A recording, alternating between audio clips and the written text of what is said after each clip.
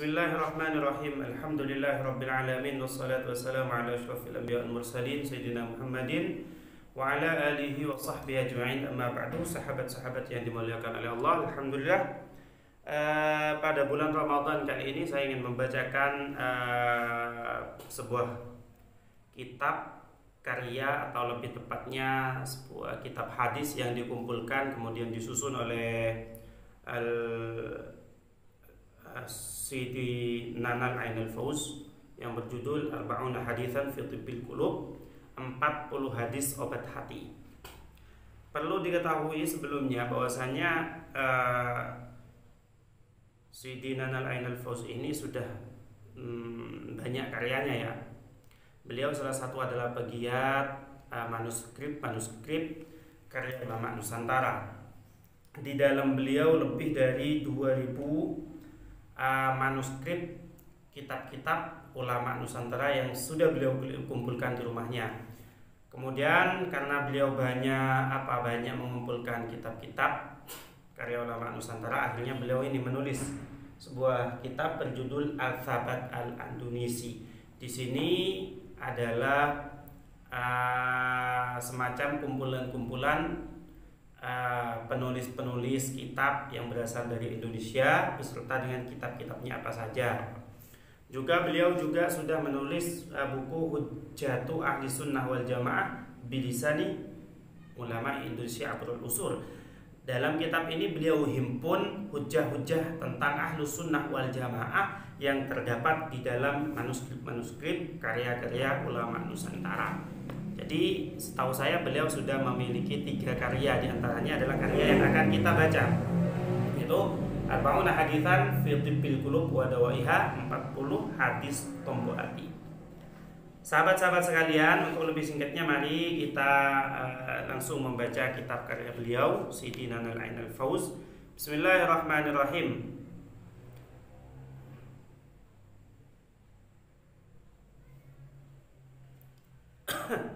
Saya akan membacanya menggunakan bahasa Madura, makna bahasa Madura, kemudian akan diterjemah yang menggunakan bahasa nasional, bahasa Indonesia.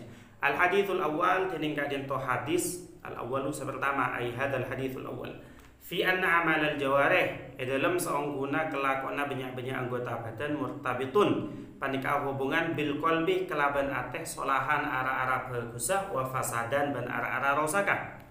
An Sayyidina Nu'man, ruya hadis an Sayyidina Nu'man. Jadi an di sini huruf jar ta'alluqnya kepada fiil yang dibuang, yaitu ruya. Riwayatake penapa hadis an Sayyidina Nu'man dari Gusti kaula an Nu'man nyatana sahabat Nu'man bin Bashir radhiyallahu muga-muga ridha Allah sallallahu anhuma dari an Nu'man bin al-Bashir. Yaqulu atabu basara Nu'man bin al-Bashir bin Bashir sami'tu databu sami'tu Rasulullah ila akhirih. Sami'tu mirang basra kaula Rasulullah sallallahu alaihi wasallam. Rasulullah sallallahu alaihi wasallam yaqulu hali atabu basra Rasulullah databu ala wa inna fil jasadi mudghah. Kan itu pada hadis ini ada hadisnya di depan. Ala ing asambian wa inna fil jasadi. Wa inna bansunguna fil jasadi panika tetap di dalam jasad, di dalam badan mudghatan. Ponapah daging. Idza salahat, lamun bagus penapat mudghah, salaha maka bagus al jasadu penapat jasad kulluhu ing sakabina jasad. Wa idza fasadat ban lamun rosak penapa mudghah fasada maka rosak al jasadu penapat jasad penapat badan kulluhu penapat sakabina jasad. Ala inga sambian wahya dening mudghah al qalbu panikate rawa ngriwayatake huda hadis al imamani pasera imam hadis 2 al Bukhari nyatana imam al Bukhari wa Muslim dan imam Muslim. Hadis yang pertama ini menerangkan tentang bahwasannya pekerjaan anggota tubuh itu banyak kaitannya dengan hati. Artinya apa? Perbuatan tubuh kita akan melakukan sesuatu yang baik itu tergantung dengan hati kita. Begitu juga ketika tubuh kita mengerjakan perkara-perkara yang jelek, maka itu juga kaitannya erat dengan hati. Di sini ada sebuah hadis yang diriwayatkan oleh sahabat Nu'man bin Bashir, bahwasanya Rasulullah pernah berkata, "Ala wa inna fil jasadi mudghah." Ketahuilah bahwasanya di dalam diri seorang ini ada semacam segumpal daging, mudghah. Idza salahat salahal jasadu kullu. Ketika mudghah, ketika segumpal daging di dalam tubuh manusia ini baik, salahal jasadu kullu, maka pekerjaan-pekerjaan badan kita akan juga melakukan pekerjaan-pekerjaan yang baik. Tapi wa idza fasadat, ketika daging, segumpal daging di dalam tubuh kita ini rusak, fasadal jasadu kullu, maka seluruh pekerjaan-pekerjaan badan akan mengerjakan pekerjaan yang tercela atau rusak. Lah, apakah sebuah daging yang dapat menyetir diri seorang manusia bisa melakukan pekerjaan baik dan pekerjaan jelek? Ternyata dawuh Rasulullah, ala wahyal qalbu, daging itu adalah al-qalbu, yaitu hati. Lah, di sini sahabat-sahabat sekalian, bahwasanya pekerjaan seseorang itu tergantung dengan hatinya. Seseorang itu bisa menjadi seseorang yang baik ataupun menjadi seorang yang buruk. Bagaimana tergantung sebuah hatinya.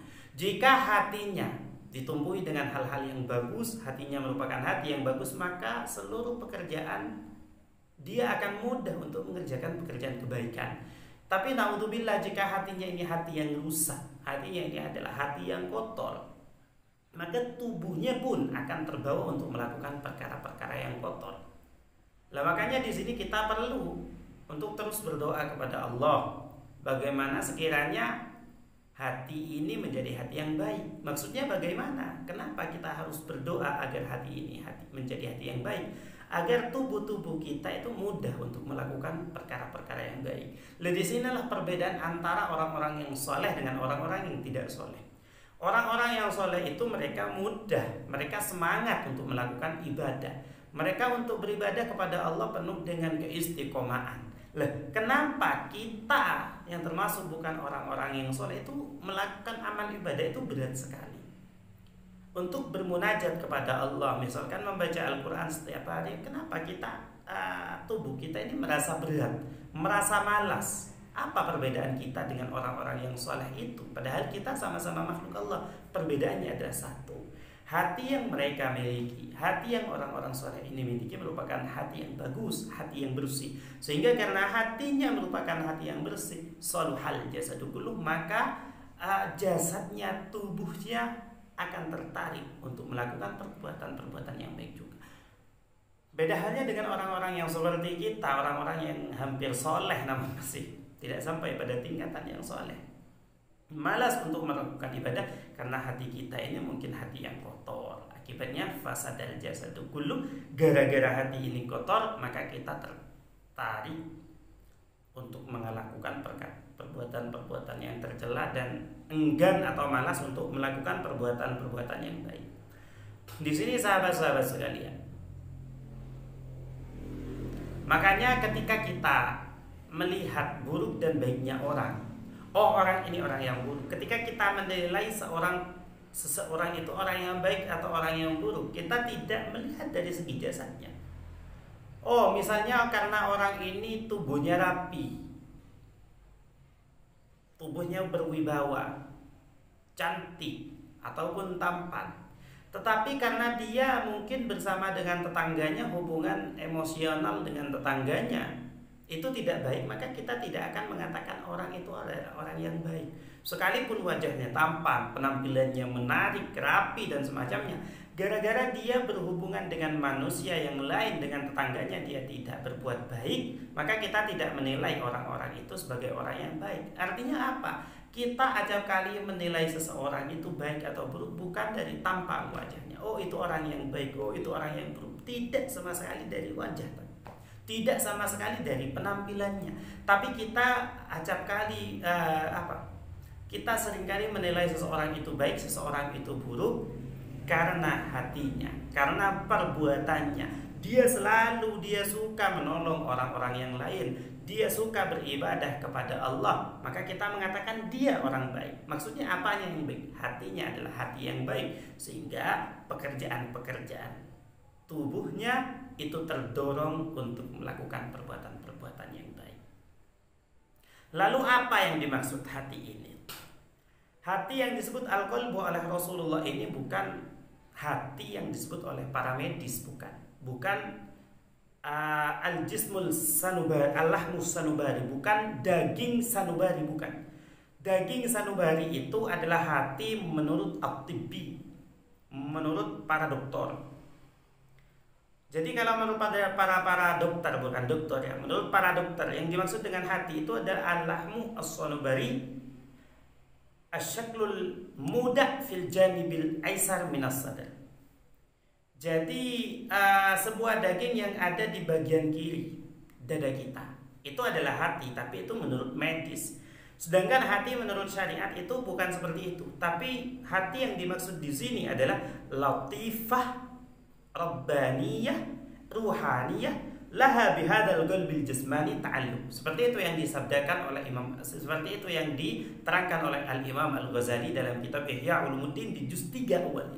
Bahwasanya sebuah hati yang bisa mendorong manusia mengerjakan pekerjaan baik, sebuah hati yang bisa mendorong manusia untuk mengerjakan pekerjaan-pekerjaan jelek, itu bukan hati yang lahmus sanubari, bukan hati seperti keterangan para medis, bukan.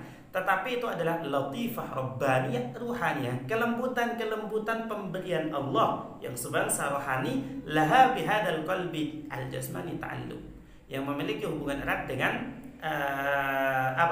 dengan hati para medis, menurut para medis itu. Seperti itu. Dan juga menurut ulama, ada sebagian ulama yang mengatakan bahwasannya sumber dari pengetahuan atau memori manusia itu bukanlah akal, saudara.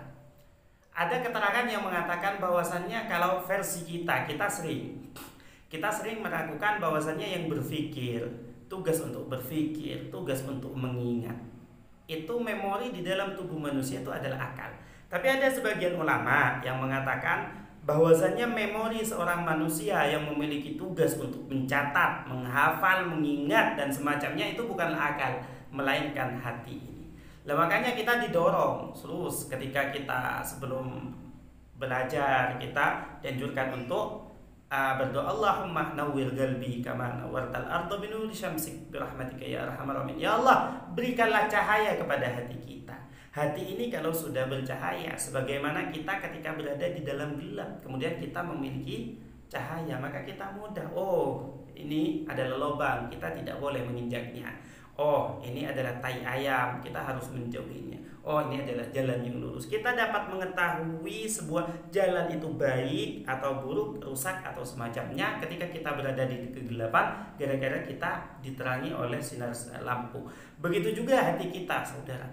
Hati kita ini bisa membedakan mana yang jelek, mana yang buruk, mana yang harus kita lakukan, mana yang harus kita hindarkan. Apabila hati kita ini memiliki cahaya, maka kita harus berdoa kepada Allah, ya Allah, Allahumma nawwir qalbi, ya Allah, cahayakanlah hati hamba ini, ya Allah, sehingga hamba dapat kama nawwartal arda bi nuri syamsika, sebagaimana engkau menerangi bumi ini dengan cahaya matahari, ya Rasulullah, sehingga ketika hati kita ini memiliki cahaya, maka kita bisa membedakan mana yang baik, mana yang buruk.